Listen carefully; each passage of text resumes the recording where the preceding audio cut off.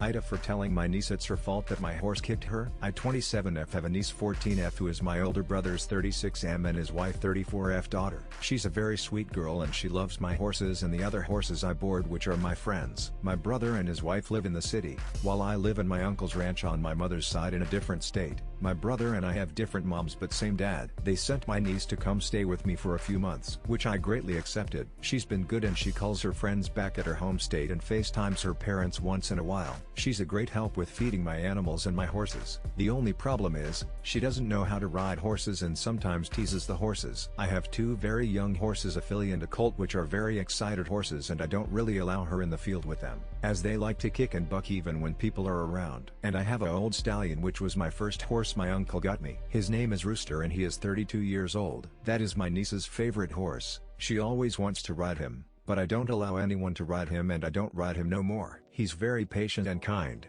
but he doesn't like anyone touching his back legs and his tail. When you walk behind him, he will kick, but when he knows you are there, he doesn't mind being touched back there as long as anyone approaches him in the front. Overall, he's a great horse. She will tease him with a lunging whip by tickling his back legs and his tail, trying to get him to kick. I have told her numerous times and warned her. She still continues to do it behind my back. Well, I told her to go get Rooster out of the pasture and into his stall. She went to go and get him and I heard a scream in the barn. I got over there and she was holding onto her leg crying in pain, while Rooster ran back to the pastures. I asked her what happened and she said Rooster had kicked her left thigh, and I asked her if she touched him on the back legs or his tail. She said she pushed him on his tail to get him in his stall, and that's when he kicked her and ran off. She started cursing about Rooster and doesn't want to be around him. I told her it's her fault, she provoked him and for not listening to me after so many warnings. I told her that bruise on her leg is a lesson now to be careful around bigger animals, especially ones that can kick at any moment. She can walk it off, and she called her parents after. They called me and told me that it was my fault for not supervising her and that they're gonna get her home. I told them everything but they won't listen, and my cell told me I need to get rid of Rooster. I told her no and hung up. Now I am wondering,